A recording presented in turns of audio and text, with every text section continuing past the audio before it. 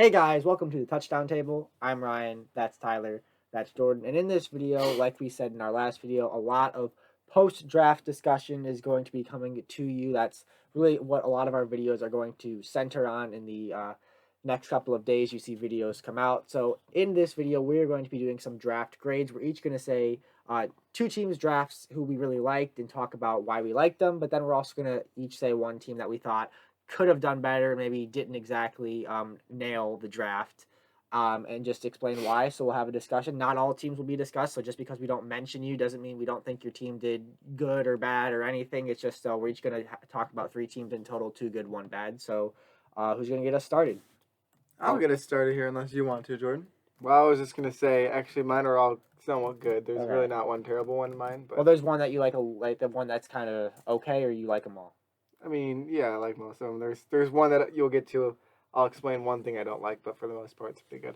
But we'll get there. And since I'm talking, I'll just start. So if you've watched this channel and you have eyes and can see my shirt, which my computer might be in the way, Bears fan right here. So I'm going to talk about the Bears and their draft. So if you haven't been watching this channel in earlier times, after the draft, we made another video too about the quarterbacks. So if you want to go check those out, you should do that. But we talked about this Justin Fields pick to start it off, and I talked about how I was skeptical at first. I was not expecting at all for the Bears to trade up for him, but we got him, and I'm really happy about that.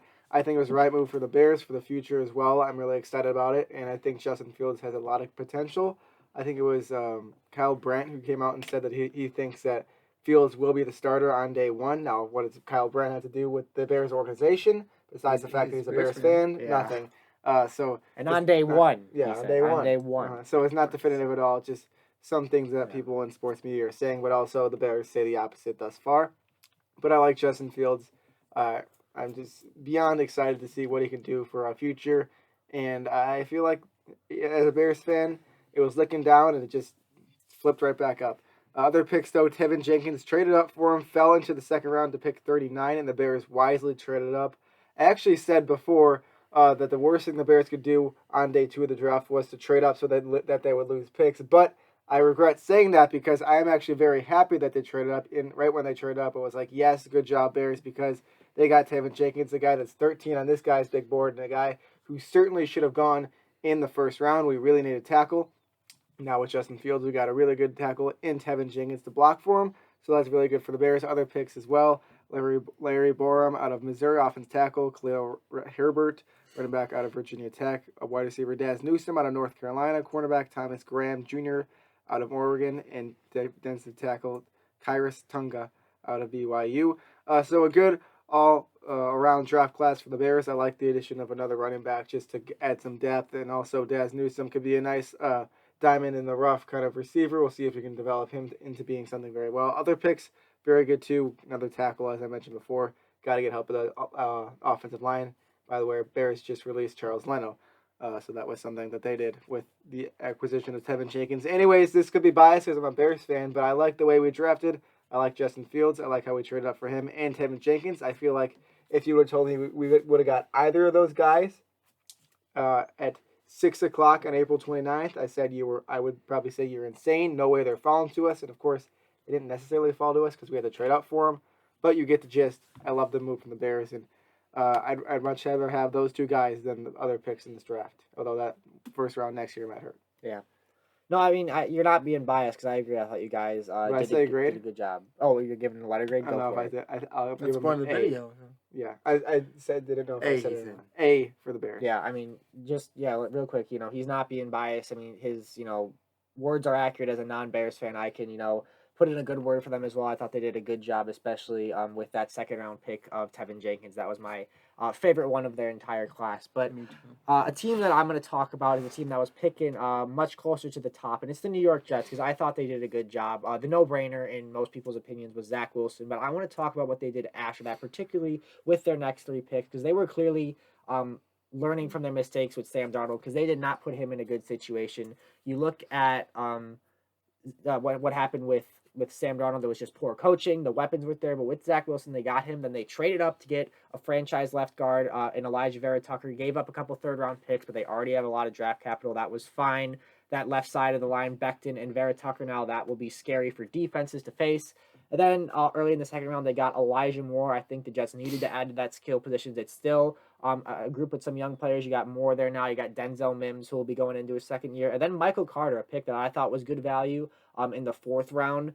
Did not expect him to fall that far. He was my fifth ranked running back, but certainly a nifty guy in open space that Zach Wilson will definitely use a lot, maybe a little in the pass game as well. So really, I think it's noteworthy how with Zach Wilson, they got him, but then the next three picks were offense. So really, the Jets, this entire draft was with Zach Wilson in mind, at least the first half of it, and not just the number 2 overall pick. They are really committed to learning from the error of their ways when it comes to the mishap of the development of Sam Darnold. They really are committed, and I don't know if either of you guys saw this, but I think it was Robert Saleh who was on the phone with him, and he said, like, you're not going to lift this organization up. This organization is going to lift you up. This idea that Zach Wilson's not going to have to win all these games by himself. They're going to surround him with talent. They're going to coach him the way he should be coached and just give him proper development to succeed. So I thought that was something that really struck me as a sense like, wow, they really learned from this Sam Darnold thing. And I think just Zach Wilson and all these offensive guys the Jets got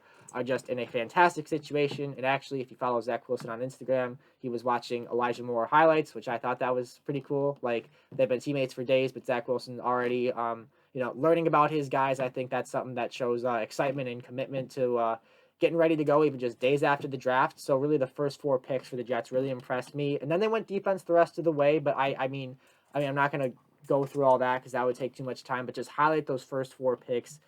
They really did a great job getting Wilson. That was the right pick. Trading up for Vera Tucker will prove worthwhile in my opinion. Moore and Carter to help Wilson and that offense. They still might be a few years away from legit contention, but the future is bright in New York. I think they've got a foundation there with good coaching that's going to be led by Robert Saleh, their franchise guy, and Zach Wilson, and they're going to continue to build around him. I give the Jets an A. I think the wheels are turning in New York for sure. All right, we'll move a bit quicker with these rest ones because those two took a bit longer than anticipated. But I'm going to be talking about the Tennessee Titans here, and I'm very high on this draft. I wanted to talk about them for one specific reason. Actually, there's a couple I can mix in there as well, but one reason I thought it, which I'll hit on in a moment. Let's start with their first round pick, Caleb Farley. I mean, obviously, he was the guy that was, mocked to the Broncos a long way back before the injury that we saw with him. Obviously, the opt-out last year was something to take account for, and the injury as well. Knocked him back to pick 22, but I think they still got good value out of him. He's going to be fine, I think. I mean, I don't have the inside information or anything, but just watching Farley at Virginia Tech, I think he's got potential to be a really good player, and the Titans did a good job drafting him. And then the second round, they went out and got Dylan Radunz. I still don't know how to pronounce the last name, but I did watch it. But I'm not sure. I don't know. I don't know how to pronounce his last name because they don't announce the names of the linemen. So, unfortunately. Yeah, but I did watch him, and I think he was a second-round player, so I think they got good value there. And then Monty Rice in the third round was also a good value. Ryan, you said that you watched Georgia film, and he was someone that stood out to you. Mm-hmm. This one, that's probably my least favorite picks that I saw on here was Monty Rice, but my favorite one by far was their fourth pick in round 3, pick 100, Elijah Molden. This was someone I had a first-round grade on. That was because I was a lot higher on him than most people. A guy that I watched, stayed up till 2 a.m. watching film. Those are the days. I usually I'm tired at that point. I just want to stop watching the film so I can go to bed. But when I watched Elijah Molden, I just did not want to stop watching Washington film. He blew me away. I think he's going to be someone that everyone realizes. I don't know why we didn't think about him early on in the draft process, or maybe I'm wrong. Who knows? Then Dez Fitzpatrick was also a good one, as well as Rashad Weaver. Those were probably good spots for them as well. Racey McMath from LSU. Kind of an underrated guy, very quick. When I watched LSU, he was someone that stood out. But round 6 is about right. And then Brady Breeze with their last pick was a good one in the 6th round as well. Obviously, you know him from the Rose Bowl. He was a big player in that game, and as well as many other games with Oregon. So I like this Tennessee Titans draft. I'm going to keep it across the board here. I'm going to say A, like you guys all said for your last ones. Let's move on to our second one, going back to Jordan. We'll try and take like a minute and a half per. Yeah, this one we're going to go with the Dolphins, and we're going to start with their first pick, number 6 pick overall. Remember, they had the 3rd overall pick, then they traded, and then they traded back up. They traded back, and then they traded up again to the 6th pick, so they maneuvered themselves into a position that they liked in. Tyler says it best. When they made that move, there was kind of one player that they knew that they wanted, that they can get at the 6th pick, because moving from 3 to ultimately 6. I picked the wrong player, but I had the right idea. Yeah. And so With them, they went Jalen Waddle, and after it was confirmed that the Dolphins had Jalen Waddle at number 1, which is on ridiculous. their big board for wide receivers, which, as Ryan said, is a little bit crazy, but I mean, I guess they like that speed. And so it's kind of tough to judge it because, yes, you did a great job moving yourself into a position and accumulating picks to get a guy that you really liked, but also you got a guy that I don't think was the number 1 receiver in this draft class, to be honest with you. But I know Jamar Chase was off the board, but that wasn't who they were going to get. Either way, though, they got receiver. I think that's a decent position for them to grab, and they got their apparent number 1 guy. Then next one, Jalen Phillips, pick 18. He was able to fall to them. I like that one from the Dolphins. They're a team that really doesn't need a lot of positions, but an edge rusher could be of great use for them, and Jalen Phillips is a fantastic one. Tyler's number 1, Ryan's number 2, edge rusher in this draft class. I like him a lot too, and so a really good spot for Jalen Phillips to go to the Dolphins. Going to be fun to see him play there. Then Javon Holland out of Oregon. They could use more safety help, and this is going to be a great one. Holland, another fantastic player they were able to get in the second round. And then one more I'll talk about is Liam Eichenberg out of Notre Dame. This is the guy I've seen slip into first-round mocks before the draft, and he ended up getting at pick 42 here. So that's really good value for them. Need some blocking for Tua, of course, because that's always of use. And so a really good draft with those first 4 ones. Wide receiver, the number 1 guy, a great edge rusher, a great safety, and a tackle that kind of maybe slipped a little bit, but also was it was kind of hard to judge where he went, but someone that can definitely do some really good things. I ended up going and drafting a tight end, Hunter Long, offensive tackle, Larnell Coleman, and running back Garrett Dokes out of Cincinnati. I think I said that right. It's probably Jared, just spelled it. Jared, yeah, I don't know. But I like the draft class from them, of course, with the Waddle thing. That kind of sets their grade down a bit more just because he's not my number 1 guy, but he's their number 1 guy, and they're maneuvering themselves in a position to be able to get him.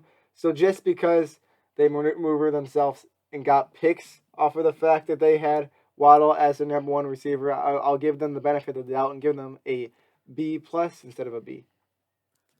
All right. My next team that I think did a pretty good job, particularly at the top, is the San Francisco 49ers. I think that, like I said, starting with the top, I really do believe that they made the right decision when it comes to the Trey Lance pick. I was very happy when they made that pick for several reasons, but I do genuinely believe that that was the right decision. I just think that he's going to fit well in that offense. Kyle Shanahan and that coaching staff is going to be able to get the most out of him. They're going to develop him right. They'll be able to put him in when the time is right. They won't rush him. So to keep it simple, to start it off at number 3, I really do think that the 49ers made the right call. There was a lot of debate and controversy about it. We debated about it, a lot on the touchdown table here.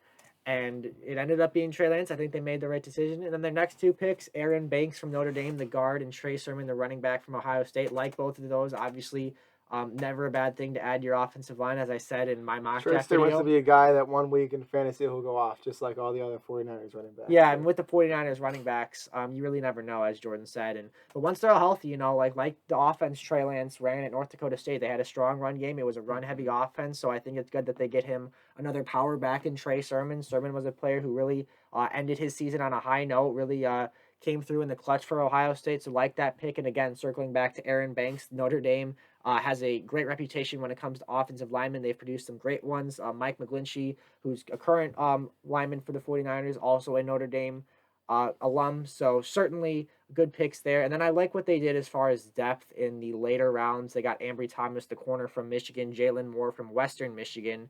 Again, never a bad thing to add to that offensive line. And then some more depth picks later. But one more pick I do want to highlight, Elijah Mitchell, running back from Louisiana Lafayette. That's the Cajuns in round 6. I know they drafted 2 running backs, but you never know with running backs. They are a position where there's a lot of late round gems, usually some undrafted gems as well, like we saw with James Robinson last year. So I thought that could be a potential diamond in the rough. But really, Trey Lance, the right decision at 3. Trey Sermon, a good power back that I think fits their identity on offense well. And Aaron Banks and Jalen Moore, it's never ever bad to add to your offensive line, especially when you're going to be trying to groom a mobile quarterback like Lance to be your franchise guy. So I give the 49ers, I'll stick to it. I'm going to give them an A. All right, I'm doing the New England Patriots here, and I wanted to do it because their first 2 picks The rest of it is not as good to me, but I want to talk about their first two Hey, picks. Obviously, Talk about the third one. I like him. we'll talk about the third one as well, and the fourth one is the ones I'm going to hit on the most. But Mac Jones, obviously falling them at 15, I think was great for them. Mac Jones is my third-ranked quarterback. We talked a lot about this move in our quarterbacks video, the video Jordan mentioned earlier. So you can go check that out. It's the last video we posted on this channel if you want to hear more about what I thought about that. I think it was a great pick for them. So I'm going to leave that one at that. And Christian Barmore in the second round, pick 38. He was a first-round player in my mind, a top half first-round player, possibly even. I think they got great value for him at 38. Got to be happy to get those two Alabama players in a row. And then they went on their Oklahoma streak. They got two Alabama players and then two Oklahoma players. Ronnie Perkins in the third round, who Jordan loves. He's definitely got some field issues. high But he's a great upside, player. but yes. And then Ramondre Stevenson, also from Oklahoma, the running back that took over this year. Also a good one as well. And then Cameron McCrone, Joshua Bledsoe, Will Sherman, and Trey Nixon. Not guys I know too much about, heard the names, so I don't want to pretend like I know much about them. Didn't have enough time to watch all these guys. But those first four picks in particular, I watched all four of them, and I'm high on all of them.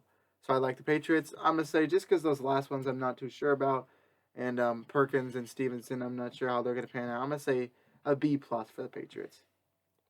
All right, I'll go quickly with this one. It's the Jaguars that I'm doing next, and as I said, I don't really have a team that I have really having a bad draft, but I'll rank the Jaguars the lowest just by a bit here, and I'll explain why in just a second. First of all, number one overall pick, Trevor Lawrence, the right move. So I'm not knocking him for that. I'm not even going to explain that because we all expected it. But here's the one that kind of knocks it down. It's with the 25th pick. It's Travis Etienne, and I know Etienne's a great player. You're reuniting him with Trevor Lawrence, and that's a cool thing that's going to happen in Jacksonville. And don't get me wrong, it's going to be fun to watch. But they also have James Robinson, and it really was not their most needed thing. I mean, the Jaguars, their team's looking better, but there are other needs they could have addressed with this 25th overall pick, and they chose to go running back, a position that they really didn't need too much. So that one just kind of rubbed me the wrong way, and so that's why I'll knock them a bit. Then Tyson Campbell out of Georgia wouldn't be the corner that I would have gone with the first pick in the second round here, but someone that they liked in a position of use, especially after these past few years. They kind of just given away a lot of their cornerbacks for picks that they've been able to accumulate. Last one I'll talk about, offensive tackle Walker Little out of Stanford with the 45th pick in this draft class. This is a guy that has some high upside, but also a low floor because he hasn't played in a long time, and so it'll be interesting to see what he'll be like playing. Top 10 in the draft. Oh, absolutely. I mean, this is a yeah. guy that he was like Penei Sewell up 2 years ago. Yeah, Exactly. We were talking about him being there. that's exactly what I was going to say. This is a guy that 2 years ago was ranked of the highest with all these linemen, and now he just had some time off of football. But the Jaguars were willing to take their shot on that one. Hopefully it'll work. So I like Walker Little. I know we like Walker Little here at this table out of Hopefully Stanford. Walker can come We through all for me. actually I do. think he'll be really, really relevant. So it should be I would fun to say watch. Walker Little himself is relevant. Yeah. Yeah. And so I said this would be my a fan lowest of one. Walker. It's not my lowest one, but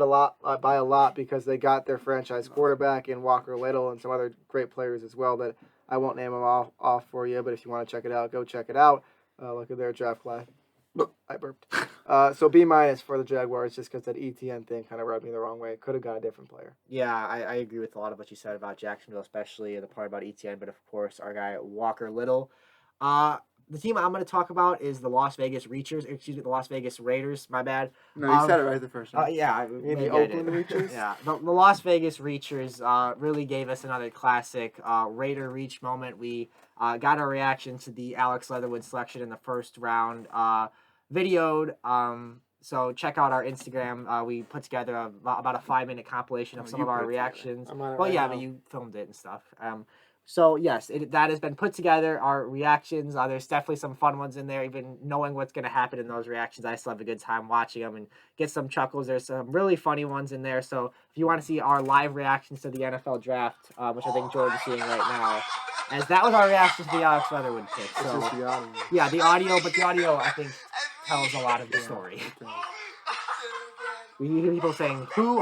I think I knew who he was at least. And he's not a bad player, but he's a second round player. And I get the idea of wanting to address your offensive line, but Tevin Jenkins and Christian Darrisaw were available at the time.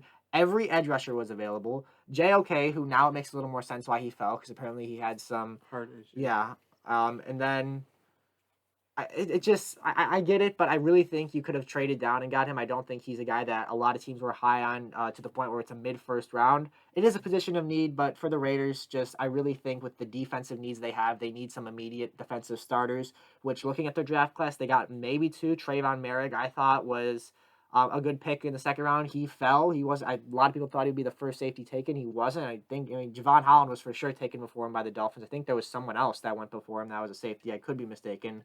I don't remember the exact I feel like it order. might have been Javon Holland that went first. No, that's what I'm saying. Yeah, I think it was. Holland went first, and then there might have been someone in between Holland and Merrick, but I don't know. Merrick was a good pick. Malcolm Kuntz out of Buffalo. Obviously, they took Khalil Mack out of Buffalo, the linebacker. Obviously, Mack now with the Bears, but still somewhat of a similarity there. But then this is where I get confused because they drafted two more safeties, and I feel like with the Raiders, what they needed to get from this draft is more immediate defensive help. I feel like they got a lot more depth guys in the later rounds, like Divine Diablo, Tyree Gillespie, Nate Hobbs, some guys in the secondary. Like I like it, but will they be able to step in right now and help? That's my only concern because the Raiders defense was bad. We watched that, fiasco at the end of the Dolphins game where Fitzmagic threw it and eliminated them from the playoffs and all that, and that was crazy. So did the Raiders get enough defensive help that will affect them and help them immediately? I don't think so. And plus that Leatherwood was a reach, so I'm going to give them a C+. Merrick's pick is nice. The Kuntz pick could turn out just not enough immediate help on defense. If they went edge rusher in the first round and got a guy like Kwity Paye or Jalen Phillips, I'd completely change my tune. But because of the Leatherwood reach and the lack of immediate defensive help, I'm dropping it to a C+ for the Las Vegas Reachers. Yeah, by the way, Devon Diablo was someone I really liked when I was watching, so that might be their best pick that I see. Yeah. Also, Merrick was good value. Yeah, especially in the second round. But 3 safeties. Like is a if you little- flip their picks, Yeah, no, for sure, one and honestly. two, Yeah, that'd that be would make better. sense. Yeah, but like 3 safeties, that's where you kind of get to my point, just Yeah. about how many of them will help you right now. plus they have Abram. So. Yes. But he always gets injured, but still. Yeah. And he's been inconsistent. But I'm going to be talking about the New Orleans Saints here. This has been one you've seen everyone ripping on because it Yeah. just wasn't a good draft. And it starts in round 1 with Peyton Turner, who, I'm going to be honest with you, didn't watch. I watched, it was 130-something players this year. Peyton Turner was not one of them. I did Yeah. not expect him to go in the first round. I Didn't don't want to think about bash it. him because I didn't watch him, but I'm just going to bash the Saints for reaching them most likely. Yeah. Hey, Pete prove us Warner wrong. was a good player, not a second-round player to me. My favorite pick in their draft was Paulson Adebo in the 3rd round. That was some good value. Ian What's Book the went in the long 4th video? round of them, 133. I think it's fun that they drafted the quarterback. I don't know if they needed to at this point. And 4th Ian round's Book a might have little been high. a little too early. I like Ian Landon Book. Young and Kawan Baker. Don't know too much about them, so I don't want to get into that too much. Wrap this one up quickly because there weren't many picks and not much value in my opinion. So Saints, I'm gonna give them a D+ here. Ooh. Yeah, I mean I think this is probably the worst draft out of all of them in my opinion. So D+ is where I gotta go with it. There you go. Sorry, Saints fans. Maybe these guys turn out being good, but I don't know. Yeah. Peyton Turner really was Yeah, like a. that just That turned was a me real away. cool Pun moment. intended. Yeah. All right, there it is. Thank you guys for watching this Who? video. If you like this video, make sure Who? to like the video, obviously. Hit the notification bell, subscribe to our channel, go comment down below what grades you would have given teams. We'd like to have some conversation about what you thought about the grades of these teams during the draft process. Thank you guys once again for watching this video, and with that, we will see you guys later. See ya.